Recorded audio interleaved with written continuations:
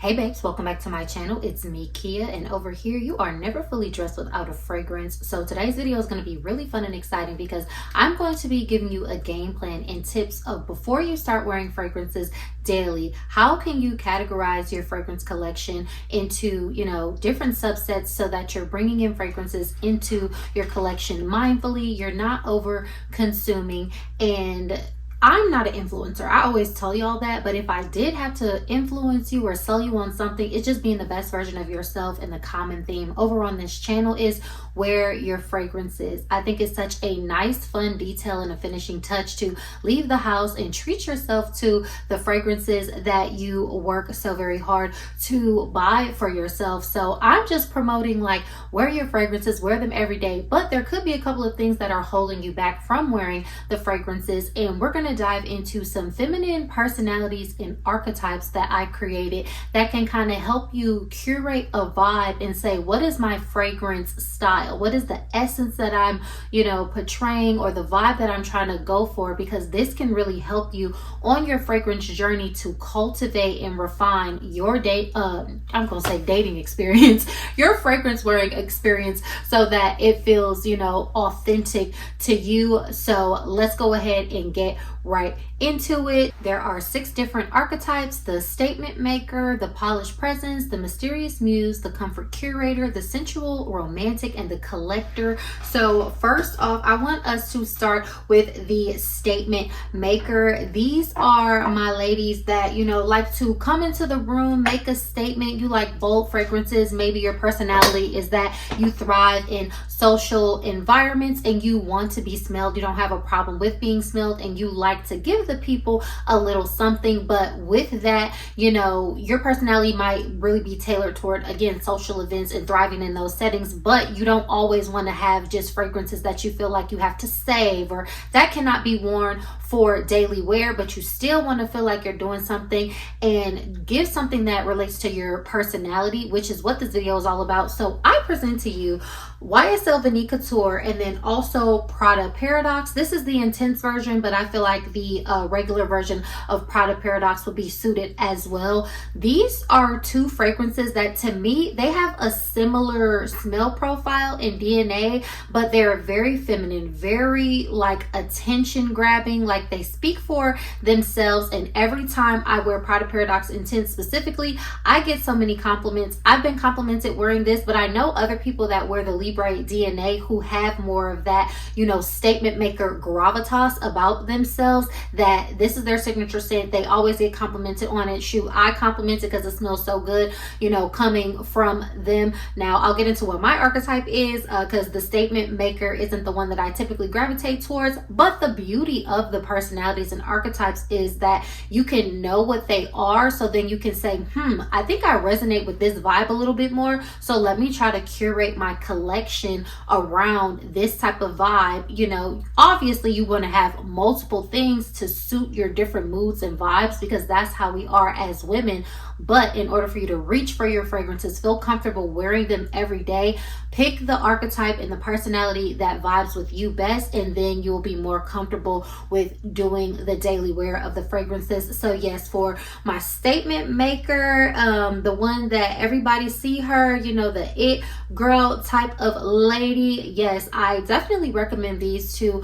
Very highly complimented, smells very good, still can be smelled, but I feel like they're appropriate for, most settings. You can wear these to work because it's not too much, but it's still giving something. Even Prada Paradox, to me, it has a sort of almost clean undertone to it, maybe from the bergamot and some of the neroli that pulls in there. So it is very alluring and can be worn for, day, night, dates, office. I feel like it is a very versatile fragrance, also with the YSL Vanille Couture. So these are my recommendations for the statement maker. Next up is the polished presence, and y'all might know this by the clean girl. And y'all know I don't like overly calling women girls. It is what it is, but I am going to start putting more girl stuff in my content because that's just how the internet talks. So I'm gonna have to pull y'all in and be like, girl, and then convert y'all into women, and that's fine. But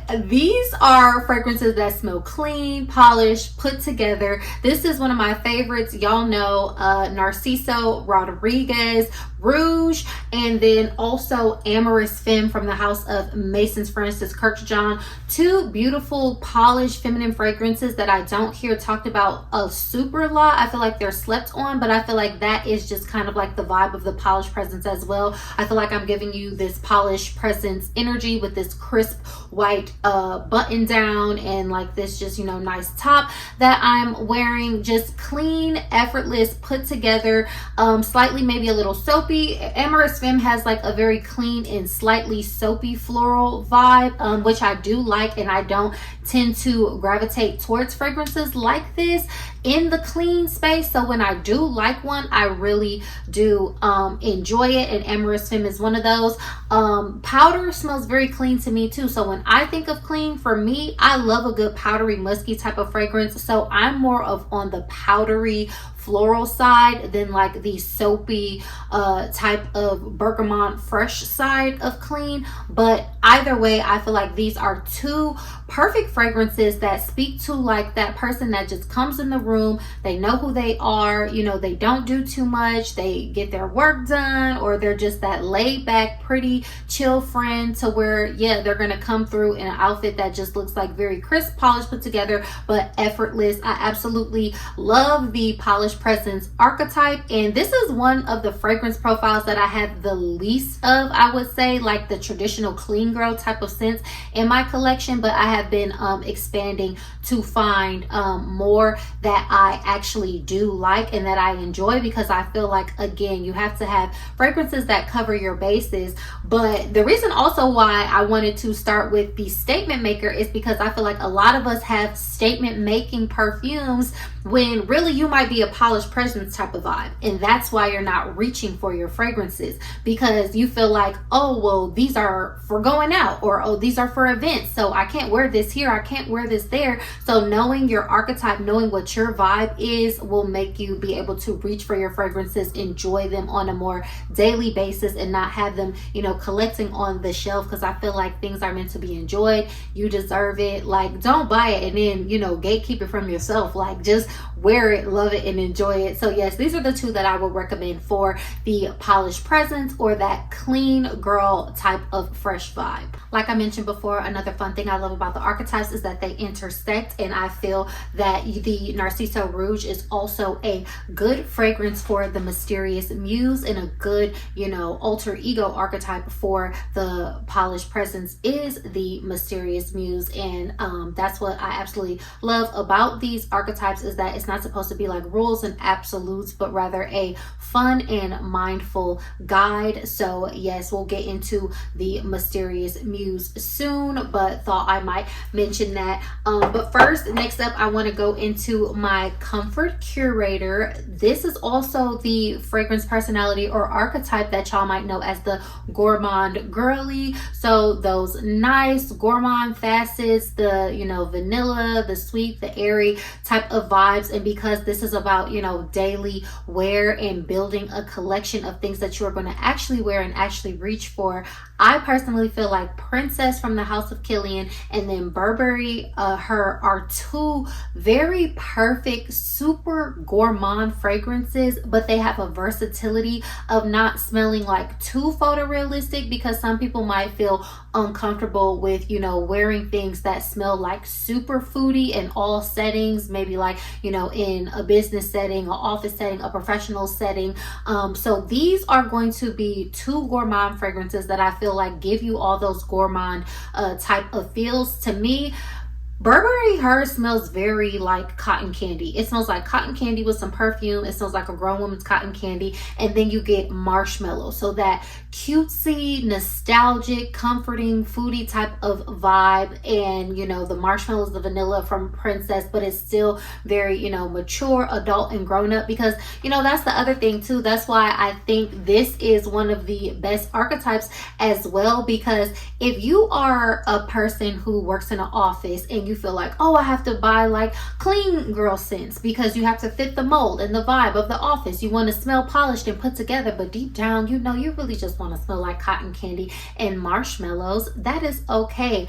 Be true to yourself, and then just pick the fragrances that give the vibes that speak to you. You know, you always want to smell like sugar and spice and everything nice, so go for it. But you know, you can go for it in a way that gives a, you know, cross between, you know, a polished type of gourmand. Those are my favorite types of gourmands. I just made a whole video dedicated to sophisticated and elevated smelling gourmands that are not too photorealistic, but you still get those beautiful gourmand facets in a refined and elevated way. So, you know, there's no archetype that is above another. Like I said, all are welcome, and it's just based on like what speaks to you, what is your vibe, because that is going to make you enjoy your fragrance collecting experience the most and smell good for us every single day. So yeah, Princess from Kilian and Burberry Her, that is for my comfort curator. Next up, this is the Mysterious Muse, and this is the one of the archetypes that I gravitate towards the most, that I resonate with. So mine is kind of a combination, obviously, of all of them, which is probably going to be the case for all of us, but based on percentages, I am probably like 50% Mysterious Muse, I'm like 30% sensual romantic, and then like 20% comfort curator, because I do like the gourmand facets. If I needed to like leave a little bit of room, like I said, the statement maker and the polished presence, like those are fragrances that I have less of, because if y'all know me, I always say this, I love a less is more, laid back, effortless, ethereal, powdery, feminine, like mysterious, come hither vibe. Like I feel like with my personality, I have a big personality as it is. If y'all see me in person, like I'm very easy to be noticed, like I'm tall and everything like that. And not to say that, you know, I can't wear fragrances that make a statement, because I do, but just to give that balance, and what really works well for me is to have like a whispery, wispy, airy, wafty, blah blah blah kind of a fragrance, which is what I feel like the Mysterious Muse gives. So for daily wear, for that is Rose Whip. Y'all know I love a rose. I'm a rose lover, and Rose Whip is like a very aerated rose smelling fragrance. It has like a jammy quality because it has like some black currants and stuff in here, but even just look at the bottle, it looks mysterious, it looks dark, it looks like you're doing something you ain't supposed to be doing, but yet it is still like you can wear this to work, you can wear this on dates, you can wear this anytime, anywhere. And again, because I am a daily wearer, when I smell fragrances, I will wear them anytime based on how I feel, but I want to have more fragrances that I feel like I can always wear this, I can always reach for it. And then the next is another favorite of mine, which is Black Opium over Red, a beautiful rendition of the Black Opium DNA with more vanilla, more cherry. There is a black tea note in here. It smells sensual, mysterious, alluring. This is something that I get so many compliments on, and who would have thought, because I'm not really a cherry lover, but last year I brought this into my collection and it became a fast favorite and a highly complimented fragrance for me. So yes, this also gives that Mysterious Muse type of energy, and it's a mix of like, you know, like florals and like tuberose and musky notes, and just like anything that gives like that ethereal, effortless type of vibe. So that is really what my vibe is. So for daily wear, these are two that are very highly complimented for me. Black Opium, I put this in my highly complimented office fragrances, because again, you can be true to yourself. If I'm going to be a little, you know, alluring and a vibey little type of situation, I can carry that with me wherever I go. And then also Rose Whip, I love a rose. I'm always get complimented on a rose. So these are my two picks for like the Mysterious Muse, if you vibe with that DNA. But I also feel like the next one that I'm going to talk about, the Sensual Romantic and the Mysterious Muse, play very well into each other. So let's get into that. So yes, the next top archetype for me, I would say, is the Sensual Romantic, and this is, you know,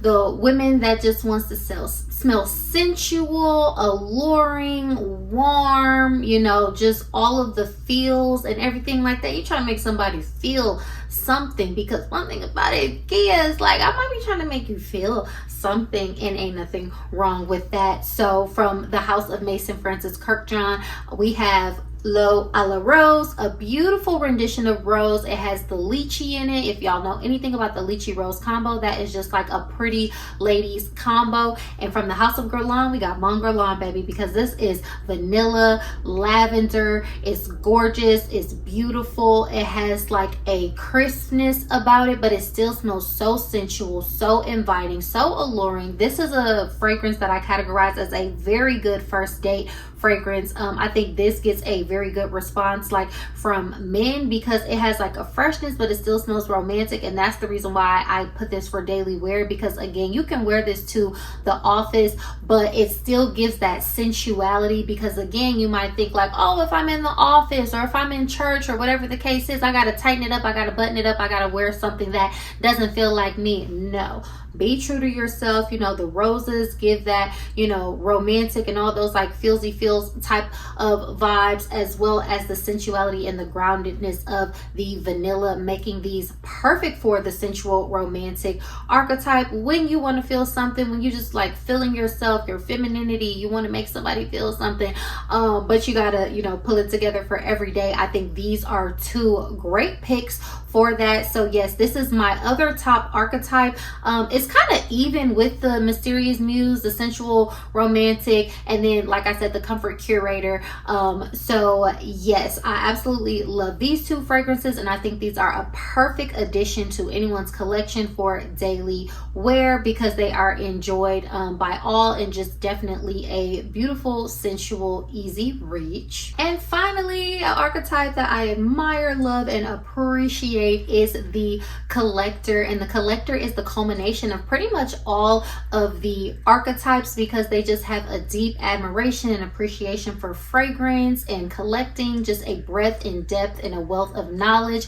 You know, those are the people that might have a couple little more fragrances than the rest of us, but it's just because they love fragrance so much. You know, they've been there, done that, and these are the type of people so where they'll pull something out and be like, no, y'all ain't never smelled this, y'all ain't got this, like this is a limited edition, this or that or that, and you be like, oh, okay. So for me, I feel like my vibe right now is not really set towards the collector, though in the future I feel like it's something that I would, you know, aspire to or want to be more a part of. As y'all hear me talk and everything, just to be honest, you know, I don't pretend that I know it all or have it all, but there are some people on their fragrance journey that are at that level, and they do. But for me, my fragrance journey where I'm at right now is like, I think I'm kind of out of like exploration, in the sense of like, obviously you're always exploring, but I know what I like. So I'm kind of in like a building stage of like, I want this, I want that, I'm gonna get this, because I know the notes that I like, I know the profiles that I like, the things that perform well on me, the things that get a good response. So I'm more in a like, you know, a building phase and saying like, do I have everything, you know, to smell how I want to smell when I want to smell it. But I feel like the difference with the collector is like, they'll just have like some masterpieces, you know, in the vault, and it's just like, because yeah, they just got it like that, and I love that for them. And for me, I think when it comes to overconsumption, it's very subjective, because I feel like you can have as many of a good thing as you want, as long as you're enjoying it and you're using it. It only really counts as overconsumption to me, truly, is if you're not using the items, which is why I encourage y'all to just pick it up off the shelf, dust it off, spray it on, because it's your fragrance journey and you should be enjoying it. But say that to say, I feel like the collector would have them some Blanche Bette in there, and then also some Eau d'Huile. Eau d'Huile is a beautiful vanillic, incensey, spicy-ish composition from the House of Diptyque. Y'all know I love the House of Diptyque. I absolutely love Eau d'Huile. This might be one of my favorite vanillas of all times, because it is sensual, it is warm, it is grounded, it's amazing. And then also partnered with Blanche Bette. I believe this also has like an incense note in here, some tuberose. It's musky, it's creamy, and it has a very like smooth lactonic vibe, and it's just really a vibe. Now for me, I feel like these are just two masterpieces of a fragrance, something that, you know, the collector might be able to be the type of person like, they know what they like, they know what you like. They could pick up a note, and they can, you know, maybe have an idea of what you're wearing if they smell it wafting through the air. But say that to say, I think both of these fragrances are very suited for the mysterious muse, but then I also would say Blanche Bette is suited for the polished presence, and then Eau Dwell is suited as well for the sensual romantic. So that is what I would have for my collector in that vibe. And another thing is knowing your archetype and your vibe and your essence that you give, what you gravitate towards, what other people compliment you on. That is how you